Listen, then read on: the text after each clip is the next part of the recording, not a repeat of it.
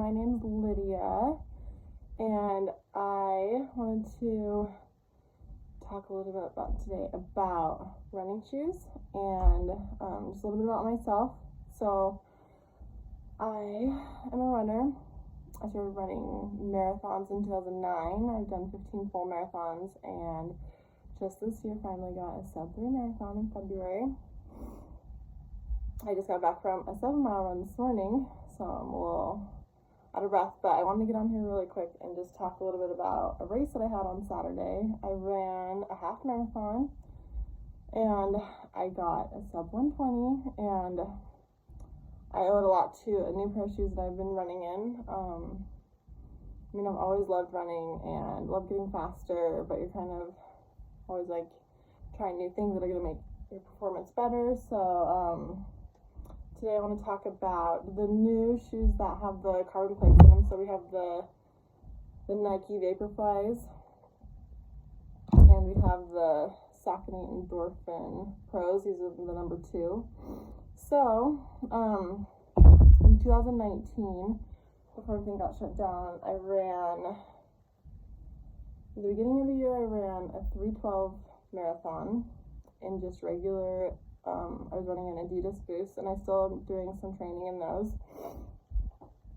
And then in the fall, I ran a 124 half marathon, and also an Adidas Boost. So, I felt I was getting PR still, I was doing really great. But then, these new shoes started coming out, and all these elite runners are getting PRs and winning races, and then all the companies started creating them. So the original pair I bought was the vaporflies, and both of them, I think they're actually very, very similar. I like both of them. I've gotten really great times in both of them, but I just want to talk about the main differences for me. So if you can see the bottom, the Nike is a little bit more narrow. I ran my sub 3 in these Nikes though. It was a Mount Lemon marathon. It was a limited edition, so that's why it was in February. It's in Tucson, Arizona. So I really like the Nikes. I feel like when I started training in these, I didn't really train a ton, but just, tried them out, make sure I wasn't going to get blisters or stress fractures, things like that. But it fits like a glove. Like, it just goes on your foot really well. And I like the Vaporflies, the original ones. I feel like the newer ones, this has like a plastic material on top. But I kind of like this version better because I've seen other people's toes are kind of starting to almost come through these after a few races. And so I probably ran, 50 to 60 miles in these. They say that you probably only get about 150 to 200 miles on these. I only wear them for race day. The bottom of my shoes aren't that trash, but some of my friends' shoes have a lot worse wear on them, and it probably just depends on how you land in them. But I definitely feel like they are true to size. They're an 8mm drop, which I like, and they weigh a little over, I think they're like 6 point something ounces. So these are awesome shoes. I then also ran a half marathon in them 5 weeks ago, and funny story, I was going to get a PR in them, but I ended up missing the last run of the race, and so I did not. I'm about to let it go to PR, but I ended up getting lost at the end and had to come back, so it wasn't an official PR. So then I signed up for another race, similar course, and I ran just last weekend or 2 weekends ago. I paced the Utah Valley full marathon. I'm running the first half, and I start pacing a guy who works for Saucony, and I was like, I would love to get a pair of those shoes to try them out and give an awesome review.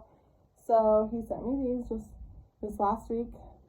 They're super similar. Like, when I put them both on, I feel like I can definitely feel like that they feel similar in how I'm walking and how my foot's kind of getting propelled forward.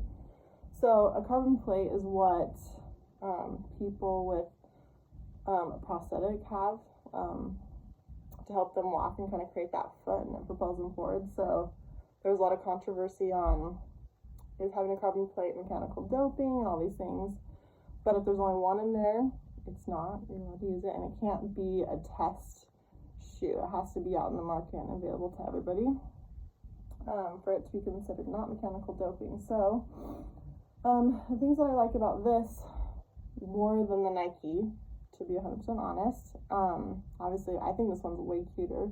I do love the Nike. It's really cute, but I feel like my foot just looks a little bit more narrow in it. I love these kind of like, I don't know what you call those checkered spots on it, and the colors of these. I love the wider platform. I just feel like I've always had a wider foot, so I didn't feel as off balanced in these as I was in the Nikes when I was running my 2 fast half marathons. So I got probably about a 117 in both of them. So honestly, performance-wise, I'd say almost identical. I think it just depends on your foot and what you prefer to run in. I know a few of my friends also ran in the vaporflys, and they said that they kind of felt like a little off balance too, and I think it's because it's a more narrow platform. So this one doesn't quite fit like a glove as the other one. It has a little bit more space in the toe box, which is also nice. Like I didn't come out with any blisters like during the race or anything, which was really nice. Again, it also just, I think it just depends on your foot. Like I have a friend who ran in them and she got little bruises on her pinky toes, but I think the endorphin 2 is a little bit wider. And you can actually run more miles in these. They say like closer to like 250 is what you can get in these shoes. So obviously that's better. So you're not having to buy new shoes as often, especially for your races. If you're a big runner like me, I feel like that's the number one thing that I'm always buying are new running shoes. So it just happens when you're putting a lot of miles on them. The other things that I liked about them, they're more affordable. The Nikes are, I think the vaporflys are up to like $275, and these are still only $200. So better deal, more miles. I like how they look better, and I like the wider platform. I feel like those are like the main things that, obviously performance-wise, I ran really similar in them, but if I was to go out and buy another pair, I would for sure buy the Saucony endorphins, and I'd probably go with the 2 because it's a little bit wider than the ones. So